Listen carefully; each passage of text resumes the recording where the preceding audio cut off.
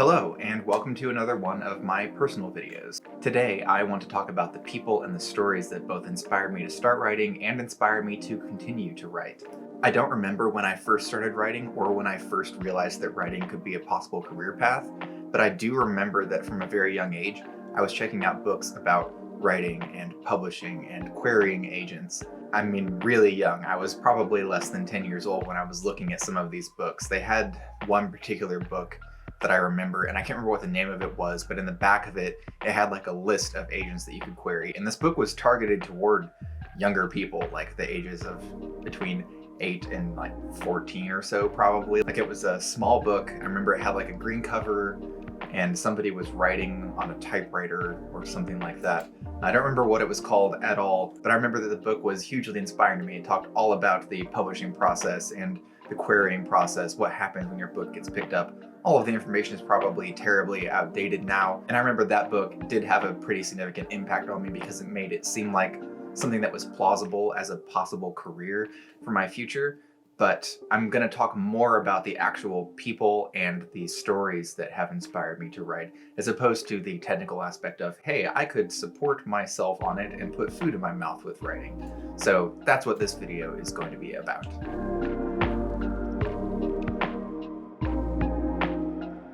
First and foremost, I have to appreciate family. In particular, there are two members of my family who have been instrumental in ensuring that I am at the place where I am now with my writing, and those are going to be my mother and my grandmother, both of whom endured a lot of terrible writing from me when I was younger and found the good in it. Sometimes the good was just that I was writing, which is good. You should always be writing, even if what you are writing is not of a decent enough quality. I am constantly amazed at the fact that they powered through those books that I put out there. I wrote a lot, and I don't think that there is any of it that I could feasibly read through now if somebody gave it to me without needing a chiropractor from how much I cringed. So I definitely appreciate them powering through those rougher years and giving me the constructive criticisms and encouragement that I needed to keep going. I don't think that I recall any time that I was praised in a sense of like, oh, you're perfect and there's no way that you could possibly improve on this. But I was also never criticized in a way that was demeaning or discouraging, which I know is tough to do when a kid, even if it is your son or grandson, hands you a story about his classmates fighting demons in their school, and one of their classmates is a demon who turns into a multi-headed dragon, and the only way to defeat him was to put batteries in his nose. I distinctly remember writing that and thinking it was a cool story. And I mean, they read it, and I remember for that one that my mother praised my sense of humor in the book, which, you know, I mean, I was pretty sarcastic as a kid, so I had a sense of humor. But I just appreciate them being able to find those things to praise in those earlier works, and I would still trust them to criticize my works today. And it is because they read those that my work is not still as bad as it was back then. Even from the ages of 5 or 6, I was writing stories, and most of my stories around that age were really just me talking about how much I really disliked most of my classmates. So even though I was employing my imagination, I was really basing almost everything off of both my friends and the classmates that I didn't like during this period. And my grandmother and mother were my audience, and they read all of it that I can remember. I don't think that there was anything that I wrote and handed them that they did not read. And I always received constructive criticism from them, and I am very grateful for that.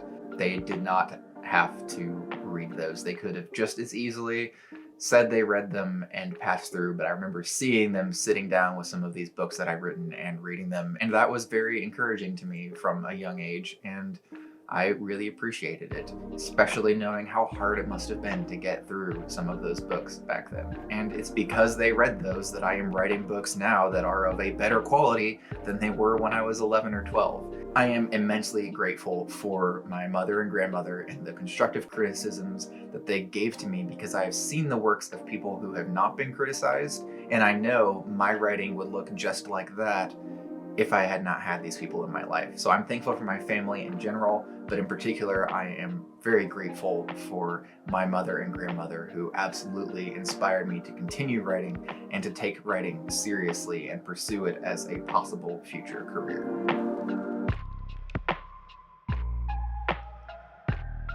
Now I want to talk about authors who inspired me, and I'm going to focus on one in particular. And that is going to be Bruce Coville. Bruce Coville writes children's books. As far as I know, I don't think he's written anything that's for like 16 and older or anything like that. Most of them are for people who are younger than that and at a younger reading level.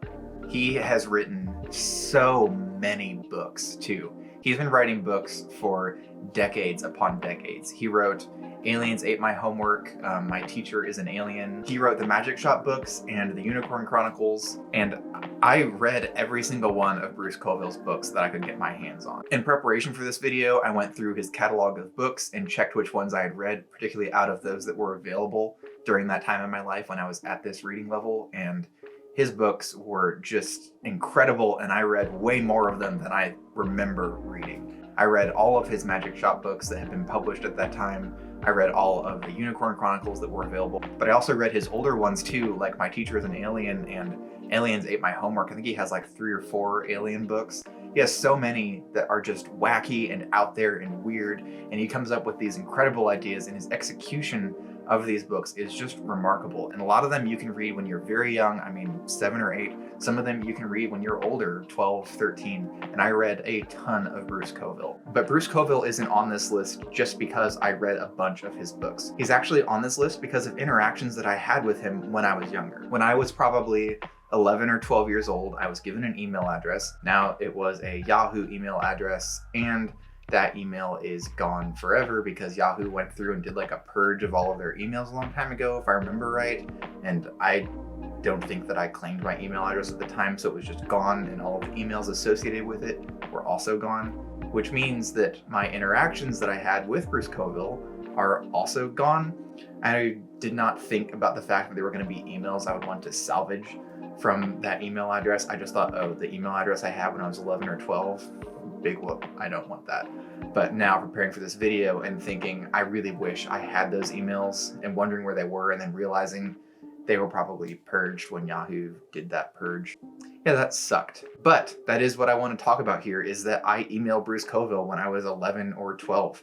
I'm pretty sure I was about 11 years old, and I was emailing him from my Yahoo email address, and I just emailed him once because his email was in the back of one of his books. Now, I don't want to pretend that I'm disillusioned here. I know I most likely was not talking to Bruce Coville himself when I was younger, but at the time, I was fully convinced that I was. It didn't really occur to me that it was probably an aide or secretary or something of that nature who was tracking that email and responding to the emails from it. But every response that I got from Bruce Coville's email address was signed with his name and was personalized, and I carried on a conversation with him or with whoever manages his email account. I would tell him about my life, I would tell him about school, I would just talk in general about everything, and I would tell him, most importantly, that I wanted to be a writer and that writing was a passion of mine. I loved his books, I wanted to be a writer like him, and I always got encouragement and positivity back. Back then, getting that from my favorite author, and again, I know it probably wasn't him talking to me, it may have been, probably wasn't. But at the time, I was convinced that I was talking to Bruce Coville, and he was being incredibly encouraged to me. My favorite author was telling me that I could write. I don't remember if I sent him any samples of my writing.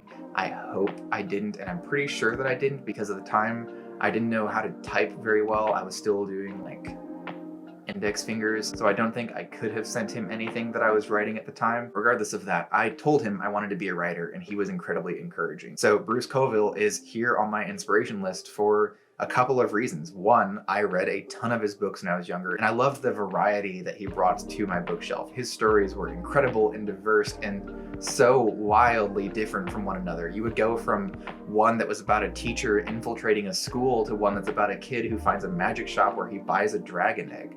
There is so much variety in his work and so much imagination and creativity that really showed me the kind of stories that you can tell if you put your mind to it. But then on top of that, talking to him or a secretary or whoever was on the other end of that email, encouraging me to continue writing, got me to keep going, because having the author that I respected and loved so much at the time tell me to keep at it and keep going and keep writing and I can do it meant a lot to me and really spurred me forward, more so than any family member telling me to do so can, not because I don't love or respect or appreciate the kindness of family members, but because having an expert who is in the field and who you respect and appreciate tell you that you can do it and that you should keep going carries a different kind of meaning and purpose. And again, I don't think I sent him any writing samples. I bet if I had, he would have been like, well, practice makes perfect. It was still encouragement that really helped me move forward. So I greatly appreciated Bruce Coville. I remember that we emailed back and forth for a couple of months, probably almost a year if I remember right. I really wish that I still had those emails, but I don't. But I remember just how much impact it had on me. It had enough of an impact that now, 16 years later, I still remember doing that and still remember what it meant to me to hear back from him. I also remember I once told him that I was sorry I hadn't emailed him in a while, but I had been grounded from the computer. And I remember exactly what he said in response, which was, "Oh goodness, what in heaven's name did you do?" And I don't know why that line has stuck out to me, but yeah, it was just this exclamation of, what in the world could you, this sweet, innocent boy who wants to be an author, have done to be grounded from the computer for a couple of weeks? Yeah. I don't know, that stood out to me and it still stands out to me as I sent an email to a complete stranger telling him that I was grounded. So those emails really meant a lot to me and definitely encouraged me to keep writing. So to Bruce Coville or Bruce Coville's secretary or manager or whoever was responding to me, I absolutely appreciate what you did for the little kid who was probably getting pretty annoying. There are also numerous other authors who inspired me to write and showed me just how powerful storytelling can be. Those people are going to include Perry Brooks and Raymond Feist, who I was introduced to by my father, were probably my main introduction into adult fantasy. And also Garth Nix was a big one that I read when I was younger that inspired me to tell stories of my own. Beverly Cleary was probably one of the bigger influences on my writing, more so than I realized when I was younger, but I can definitely see it now when I consider the Ramona Quimby series and her writing style in particular. When I look at her writing style, I see a lot of that same style that has bled into my earlier writings and is still somewhat present for me now. And I remember just how many of her books I powered through when I was younger. Beverly Cleary has a lot of literature under her belt and has done some incredible contributions to literature as a whole. So it makes sense that her books left such an impact on me that it is still resonating through my own writing style today. She had really wonderful prose in that it was pretty invisible, but it always kept you turning the page and wanting to see what was next. She also wrote characters like Ramona and Henry who were very easy to relate to when you were that age. She wrote them in a way that was impressive and very empathetic. And that's something that I really appreciate and that I've tried to do in my writing as well, even though I didn't really realize that I was imitating her until I was actually making this video and thinking about my past influences and realized, I'm pretty sure Beverly Cleary had something to do with my passion for writing and my passion for reading, and then going back through and reading some excerpts of her work and realizing I kind of write in a similar way to that without even realizing it. I think that I have picked these bits of writing out from authors that I enjoyed very much and applied them to my own style and taken the things that I valued from the way that they told their stories and used those to tell the stories that I want to tell. So Beverly Cleary is definitely an influence for my writing, more so than I think I realized early on.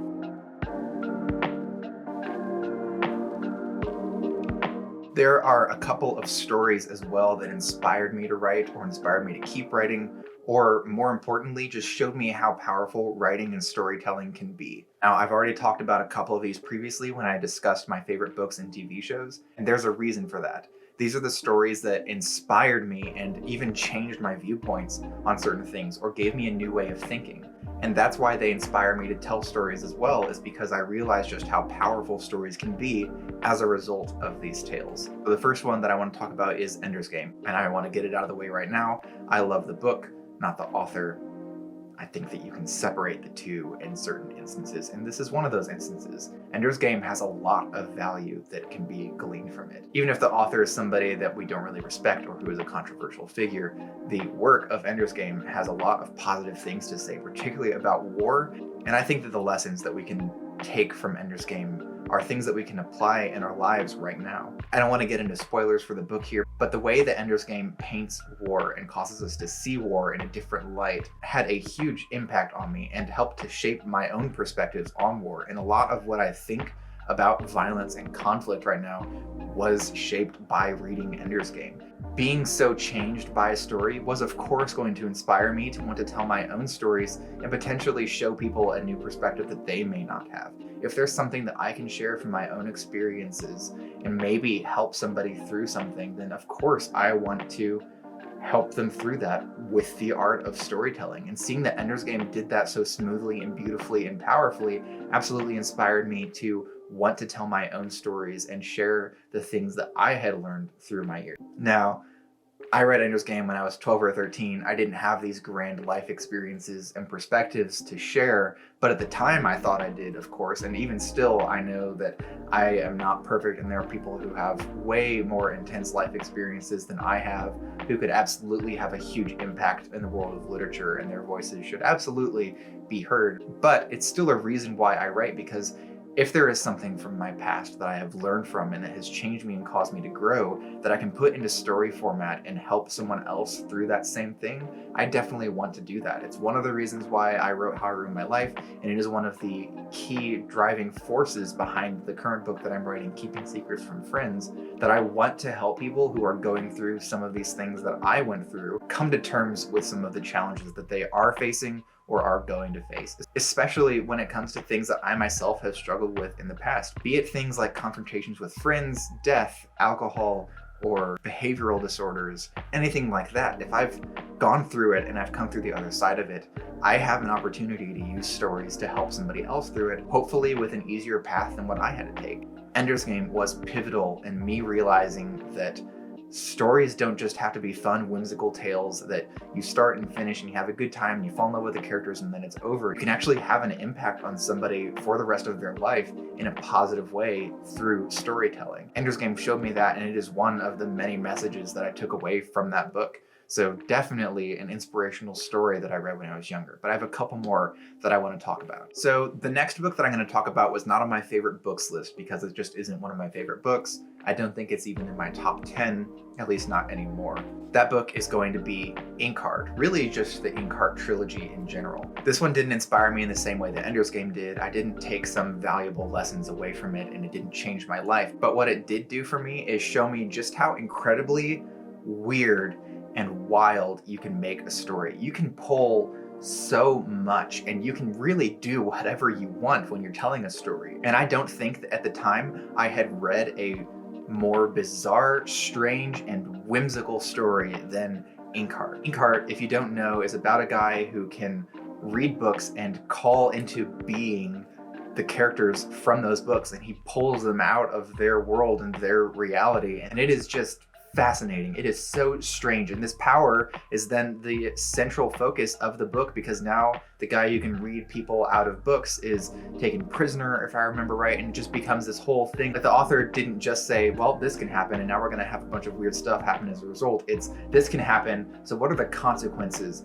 of this happening? And the magic system in it, the give and take of being able to read things out of stories, you have to put something into the story as well, was just fascinating. And I'm sure if I read it now, I could pick apart the magic system. But I remember at the time, at least, the magic in that book was so whimsical and weird and fun. And that has totally inspired not only my own writing, but just in the way that I approach stories, that I can do whatever I want in this story. If I wanted to end my coming of age novel, How I Ruined My Life, with the main character finding a dragon egg at the very end, hatching it, and flying away from everybody that he knew because he didn't like them anymore, I could have done that. It would have been weird and it wouldn't have made any sense to anybody except me, and I still wouldn't understand it today, but I could have done that. I can do whatever I want with storytelling, and that alone is enough of a reason to want to just write stories, even if you're the only one who's going to enjoy them.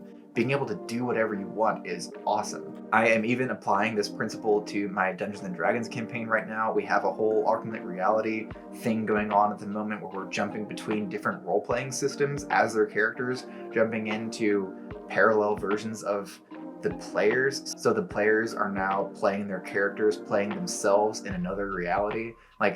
Because I can do whatever I want, I can make it make sense within the world system, and I've done things to make sure the magic is cohesive and doesn't fall apart if you look at it too closely. There is logic behind a lot of it, but ultimately it stemmed from, I want to do whatever I want, and this is a fun thing that I think would be really interesting, and I can do it. And also it's Dungeons and Dragons, so I don't have to focus too much on plot holes like I do if I'm writing a novel. And I fully believe that the idea that I can do something like that, something so weird and bizarre and zany, stems from books like Inkheart that showed me just how creative you are able to be with the stories. You don't have to restrict yourself. You don't have to be limited, especially nowadays when we don't have to rely on traditional publishing like we used to. If somebody wants to write a weird book and thinks there's 10 people out there who are going to read it, they can write that weird book and they can publish it, and those 10 people out there can enjoy it. I personally love that about the publishing world that we live in right now. I know that people say the market is oversaturated with books, but the thing is, the systems are set up to make it easier for the good books to rise to the top,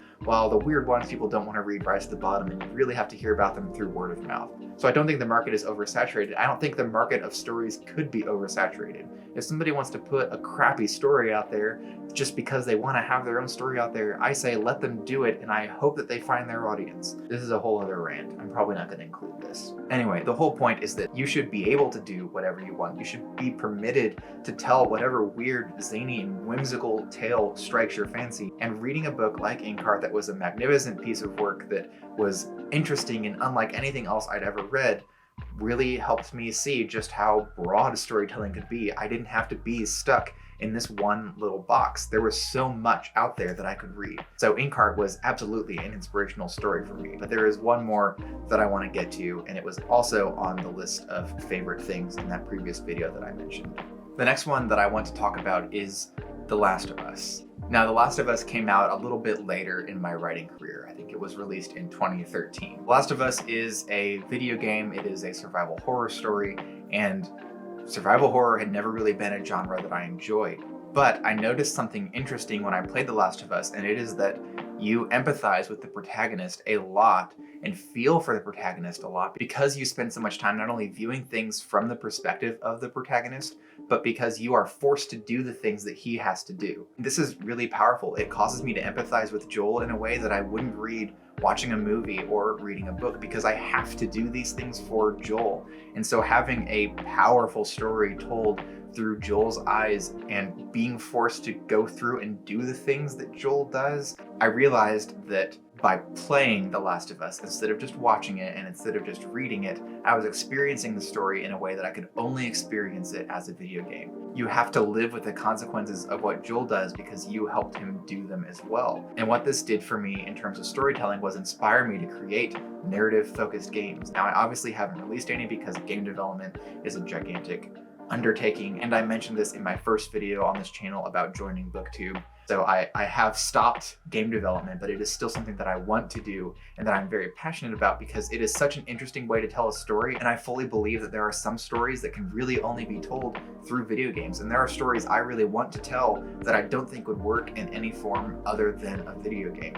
And that was shown to me through Last of Us. Last of Us is how I saw just how powerful narratives can be in a video game. So definitely an inspirational story for me. Not only was the game itself enjoyable, but the story is one that I wanted to experience over and over and over again. I don't know how many times I have beaten The Last of Us. I have beaten it on every difficulty at least 3 or 4 times. Sometimes I just want to do a story playthrough so I can re-experience the story, and I play through it probably in 2 or 3 days. Other times I'm more focused on the gameplay and I play through something like Grounded. But regardless, it's a story I want to experience repeatedly, and it's a story whose value I think is contributed to by the medium through which it is obtained. It's part of why I'm nervous about The Last of Us movie, but at the same time, I know that I'm going to go into it expecting, hey, this is a movie, not a video game. The experience I'm going to have is vastly different, but it could still be a good story, and it's just a new way to experience the story of The Last of Us. So I'm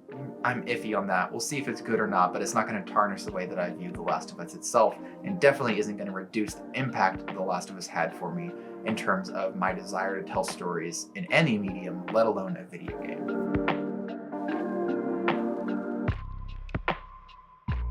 These are definitely not all of the people or all of the stories that have inspired me to tell stories of my own. But I don't want this video to be 40 or 400 minutes long, so I'm going to cut it here. This has been a list of the most inspirational people and stories that I can think of when it comes to my desire to tell stories and what it took to get me from point A, which is when I was very young writing stories, to point B, which is where I'm older and still writing stories and still passionate about it. And I suspect I will always be passionate about storytelling. In particular, I was excited to have the opportunity to thank Bruce Coville in this because I imagine that there are some children's authors out there who probably get bombarded with emails and they have their secretary read through those. And I hope that you know that if you are one of those people who responds to those emails, whether you are the author or an aide to the author, what you say to those younger people who are very impressionable is going to encourage them or discourage them, hopefully encourage them, is going to encourage them, and it is going to stick with them. What Bruce Coville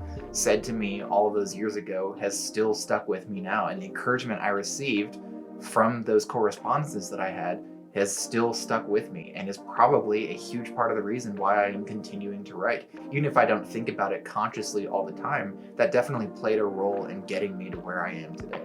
So I'm really glad that I got to take this opportunity to express gratitude for that. Even if he or his aide never sees that, I hope that the people who do see this realize the kind of impact they can have on somebody who is that young and impressionable when it comes to their dreams and their goals, because I'm still pursuing it. And a large part of that is going to be the kind words that I received from a complete stranger. Thank you very much for taking the time to check out this video. I hope that you enjoyed it. If you did enjoy it, please consider liking, commenting, subscribing, the standard YouTube formula that helps me out considerably. In addition, you can follow me on social media. I am at @TLBainter on Facebook, Twitter, and Instagram, with Instagram being my most active. Additionally, if you are somebody who is a storyteller, or really any trade, who was inspired when you were younger by other people in the trade or by people telling you you were doing a good job or you could achieve your dream, I would love to hear those heartwarming stories, because we all need some heartwarming stories now and then. Especially now, and probably then too. Anyway, until the next video, bye.